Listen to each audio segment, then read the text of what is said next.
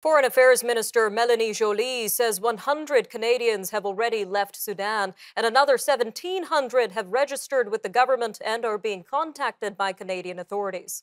Prime Minister Justin Trudeau says the government is working to airlift Canadians out, and 2 military vessels are off the African country's coast as fighting shakes a new 3-day truce.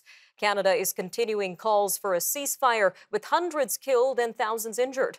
The violence erupted last week after power-sharing negotiations between the country's armed forces and paramilitary troops fell apart. Joining us now to give us an on-the-ground perspective of the situation in Sudan is Mr. Frederic Piry, who heads up the Executive Protection and Facility Security Programs at Active Crisis Consulting. He is a former counterterrorism special agent with the U.S. Department of State's Diplomatic Security Service, and he is actively involved in current evacuation missions in Sudan. Fred, welcome to Forum Daily. Thank you, Nima. Thank you very much for having me on. Now, before we dive in, Fred, can you tell us a little bit more about Active Crisis Consulting and how it's currently involved in evacuation efforts in Sudan? Sure thing.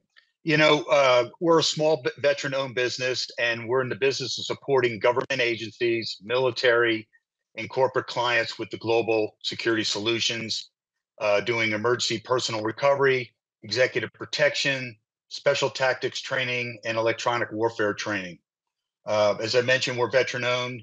We're comprised with experts in their fields, mostly from diplomatic security service and special operations community, who have dedicated their lives to government and military service and now use their lessons learned and tactics to provide security and stability to the private sector. My colleagues at Active Crisis Consulting and I are currently actively engaged in evacuation efforts in Sudan and several other volatile areas around the world. In Sudan, our teams have been working hard to establish an air evacuation route, and we have been tapped by several small organizations for advice and assistance with extracts and intelligence and imagery. Our team has been in contact with government entities and private companies, with American citizens and citizens from the UK in Khartoum and the Port of Sudan. We also coordinate with the Overseas Security Advisory Council. They call it OSAC, managed by Diplomatic Security Service under the Department of State. And we're closely coordinating with Moral Compass Federation, which is a federation of more than 20 coordinating non-governmental organizations that began working on evacuation efforts in Afghanistan and then to the Ukraine, and now coordinating evacuation efforts in the Sudan. And I really want to touch on, I apologize for cutting in there, just about 2 minutes. I definitely want to touch on the recent developments in Khartoum. We've heard from the UN that a national health lab in Khartoum has been seized by one of these warring sides. There's concerns around a biohazard risk. There are polio, measles, and cholera isolates in this lab. What do we know so far about the developments around this? Yeah, I saw that. They mentioned gunfire. Again, there's a ceasefire that was announced, but there's been reports of gunfire, explosions, and jets flying around.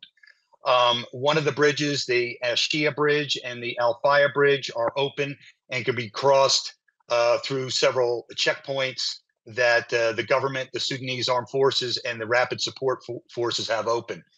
We're recommending people try to get out of those areas there. With the biochem hazard, that could be very detrimental down the line. And meanwhile, as we highlighted, there are a lot of concerns around Canadians in Sudan. Does your organization have any updates on Canada's efforts to evacuate its citizens? Yeah, for operational security, we can't get into the details of our movements, but at least 459 people have been killed and more than 4,000 people have been wounded. And there's close to 27 countries that have over 16,000 private citizens that are registered in Sudan, including Canada, the UK, France, and others. So I don't have specifics numbers on Canada, but everyone's kind of pulling together. The Western forces are trying to get out at this point. And from your experience and expertise in addressing terrorism and conflicts, how do you see things progressing in Sudan, and what are you keeping your eyes on amid this conflict?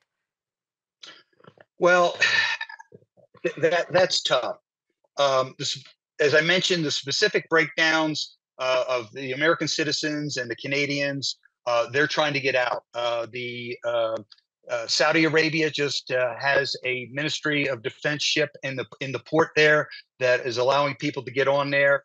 And from an evacuation point, whether you can get into Ethiopia or Djibouti or Eritrea, uh, State Department's recommending try to get out of the country as fast as they can. The airport is closed, so the ports are one of the best ways to get out right now. We'll definitely have to keep an eye on this developing situation. Again, Fred, thank you so much for joining us today on Forum Daily. I appreciate it. Thank you very much for having me on.